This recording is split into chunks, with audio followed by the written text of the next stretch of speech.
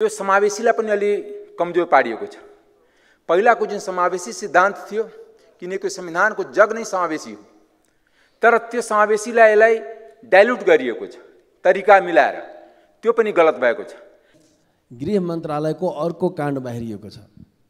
पशुपतिमा पर्यटकहरूलाई दर्शन गराउन सहजताको लागि पर्यटकहरूलाई सहज ढङ्गले दर्शन गराउने नाउँमा सशस्त्र प्रहरीको घुमुवाहरू संलग्न छ, असुली काममा लागेको सूचना बाहिर आइरहेको छ। दैनिक गाली गलौज गर्ने, दैनिक चाहिँ व्यक्तिगत लान्छना लाएर चाहिँ गाली गलौज गर्ने, यो प्रक्रिया संसदभित्र आरम्भ भएको छ।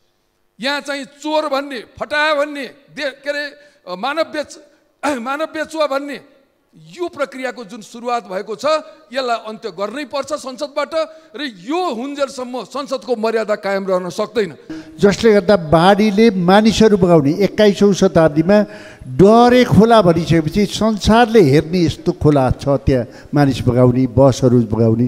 त्यस कारण सरकारलाई उहाँले खर्च गरेको पैसा मात्र होइन कि यो संसद गाली गलौजमै समाप्त हुन्छ अथवा गाली गलौजमै यो उत्रिन्छ सम्पूर्ण रूपले। हामीले पनि त्यही ढङ्गले प्रतिवाद गर्नुपर्ने हुन्छ भन्ने कुरा म चाहिँ निवेदन गर्न चाहन्छु। अहिले संसदमा नियमित रूपमा चाहिँ उठेर चाहिँ उठ्ने, संसदको कारबाही सुरु भएपछि उठ्ने र चाहिँ के छ भन्दाखेरि दैनिक गाली गलौज गर्ने, दैनिक चाहिँ व्यक्तिगत लान्छना लाएर चाहिँ गाली गलौज गर्ने, यो प्रक्रिया संसदभित्र आरम्भ भएको छ। यहाँ चाहिँ चोर भन्ने, फटाया भन्ने, के अरे मानव बेचुवा भन्ने, यो प्रक्रियाको जुन सुरुवात भएको छ यसलाई अन्त्य गर्नै पर्छ संसदबाट, र यो हुन्जेलसम्म संसदको मर्यादा कायम रहन सक्दैन। र यो कुरा संसदको ध्यान आकर्षण भइसकेको विषय हो, सरकारको गम्भीर रूपमा ध्यान आकर्षण भएर समिति बनिसकेको अवस्था हो। र यो अवस्थामा जुन दैनिक ढङ्गले हामीले समय यहाँबाट प्रदान हुन्छ र त्यो चाहिँ त्यसको दुरुपयोग गरेर चाहिँ यो आकस्मिक समयको दुरुपयोग गरेर यो जुन ढङ्गले यहाँ चाहिँ अभिव्यक्त गर्ने यो प्रक्रियाको आरम्भ भएको छ, म सम्मान्यज्यूको गम्भीर रूपमा ध्यान आकर्षण गर्न चाहन्छु कि यो प्रथालाई अब अन्त्य गर्नुपर्छ। यो होइन भन्दाखेरि यो संसद गाली गलौजमै समाप्त हुन्छ अथवा गाली गलौजमै यो उत्रिन्छ सम्पूर्ण रूपले। हामीले पनि त्यही ढङ्गले प्रतिवाद गर्नुपर्ने हुन्छ भन्ने कुरा म चाहिँ निवेदन गर्न चाहन्छु।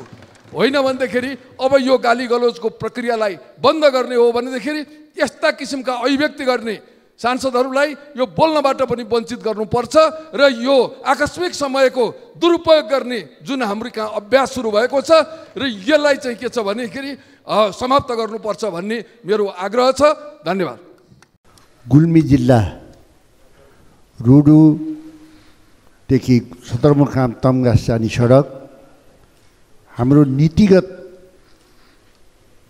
निर्णयका कारणले पहाड तराईमा एउटै नीति 11 मिटरको बाटो बनाउँदाखेरि अहिले यो बर्खामा पहाड नै खस्ने अवस्था स्थिति सिर्जना भएको छ, जुन कुरा मैले यहाँ सदनमा पहिला पनि राखेको थिएँ।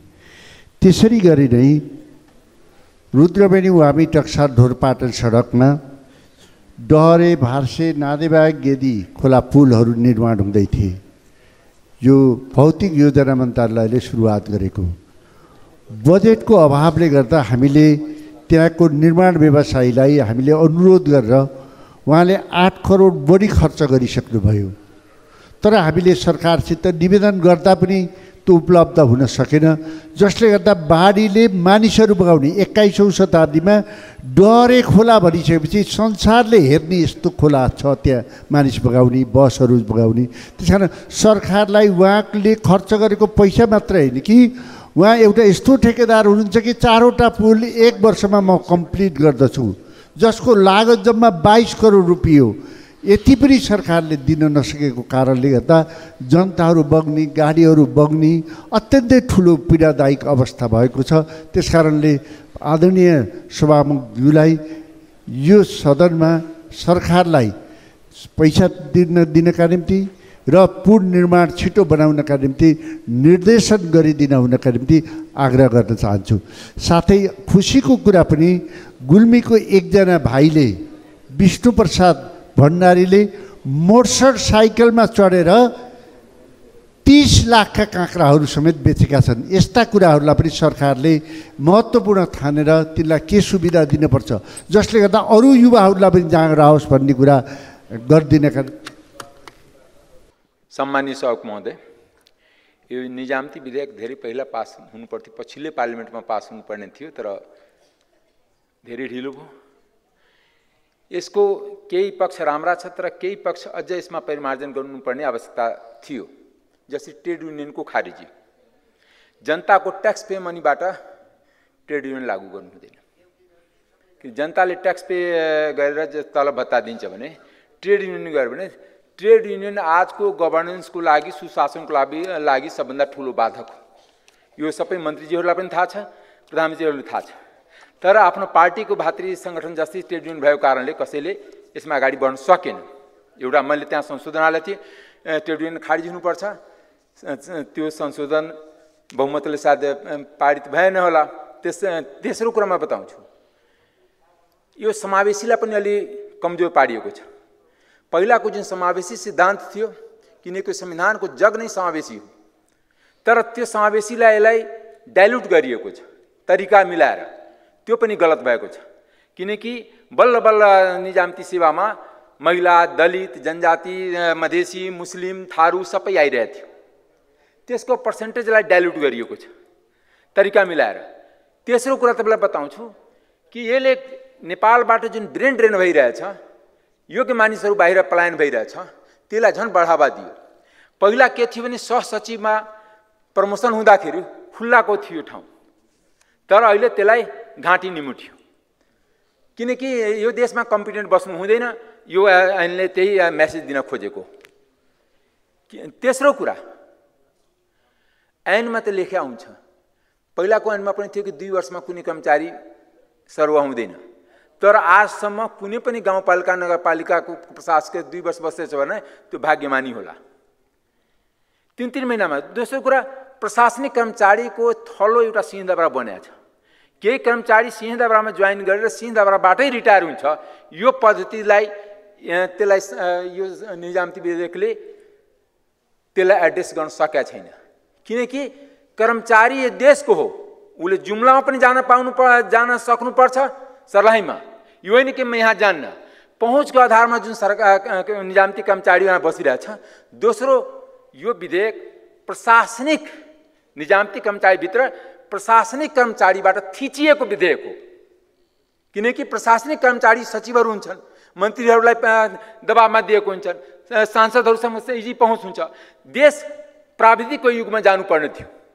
इन्जिनियर, डाक्टर अनि कृषि विज्ञ, यिनीहरूले देशको उत्पादन बढाउँथ्यो, देशको कन्स्ट्रक्सनमा सहयोग पुर्याउँथ्यो, देशको उपचारलाई जनताको उपचारमा सघाउ पुर्याउँथ्यो। तर जहाँ पनि हामी प्रशासनिक मोनोपोलीको विधेयक ल्याएका छौँ। त्यसमा पनि यो विधेयक त्यो मामलामा पनि हामी खास गरी जुन विशेषकृत सेवाहरू छ त्यसलाई राम्रोसित विधेयकमा राख्न सकेन। मैले बुझेको त्यो हो। किनकि पहिलाको जति दरबन्दी छ त्यही दरबन्दी, प्रशासन साइडमा दरबन्दी बढेको भएर यो समायोजनको नाउँमा यो जुन प्रदेश स्थानीय तह प्रशासनको दरबन्दी बढाइयो, त त्यही अनुपातमा इन्जिनियर, डाक्टर अनि कृषि विशेषज्ञहरूको दरबन्दी बढाइएन। किनकि दरबन्दी सृजना गर्ने कसको हातमा छ, ओएनएम गर्ने कसको हातमा छ, प्रशासनिक कर्मचारीको हातमा छ। त्यसकारण प्रशासन सेवालाई जुन तरिकाले बढाइएको छ त्यो आफैमा एउटा दुर्भाग्यपूर्ण छ। देशलाई शासन चाहिएको छैन, देशलाई विकास चाहिएको। निर्धारित समय सकिएको छ। म आधा मिनटमा सघाउँछु सभामुख महोदय। त्यसपछि मैले के भन्न खोजेको भने सुशासनको पहिलो खुर्किलो हो कि राइट मान्छे राइट प्लेसमा जानु पर्यो। कम्पिटेन्ट मान्छेलाई हामी समयमा राख्दैन। आफ्नो मान्छे, राम्रो मान्छेबाट देश शासन नगरेर आफ्नो मान्छेबाट देश चलाउनु छ, सबभन्दा दुर्भाग्यपूर्ण त्यही छ। त्यस कारणले निजामती विधेयकमा फिक्स राख्नुपर्थ्यो, कुनै पनि अफिसमा 2 वर्षभन्दा बढी बस्न पाउँदैन। यदि मन्त्रालयमा छ 2 वर्ष बसेपछि अर्को विभागमा जाओस् न, कहीँको सिडिओ बनेर जाओस् न, कहीँको डिजी बनेर जाओस् न। सिंहदरबारभित्र किन बस्नु? त्यो सिंहदरबार बस्ने जुन प्रवृत्ति छ यसले नेपाललाई अहिलेसम्म राम्रो गरेको छैन, राम्रो गर्नेवाला छैन। धन्यवाद। आज राष्ट्रिय धान दिवसको अवसरमा सम्पूर्ण कृषकहरूलाई हार्दिक शुभकामना भन्न चाहन्छु। सम्मानीय सभामुख महोदय, गृह मन्त्रालयको अर्को काण्ड बाहिरिएको छ। पशुपतिमा पर्यटकहरूलाई दर्शन गराउन सहजताको लागि पर्यटकहरूलाई सहज ढङ्गले दर्शन गराउने नाउँमा सशस्त्र प्रहरीको घुमुवाहरू संलग्न छ, असुली काममा लागेको सूचना बाहिर आइरहेको छ। यो विषयमा के हो भने म माननीय गृहमन्त्रीसँग जान्न चाहन्छु। सशस्त्र प्रहरीको त्यहाँ बेस क्याम्प सुरक्षाको लागि हो, पर्यटकहरूको सुरक्षाको लागि राखिएको बेस क्याम्प अतिथिहरूको सम्मान र सुरक्षामा लाग्नुको सट्टा अतिथिहरूलाई नै अपमानित गर्ने र असुली गर्ने काम देशकै लजास्पद काम हो, संस्थाकै मानवर्धन काम हो र त्यस काममा आइजिपी लेभलको संलग्नता छ भन्ने कुरा पनि विभिन्न ढङ्गले हामी सुनिरहेका छौँ।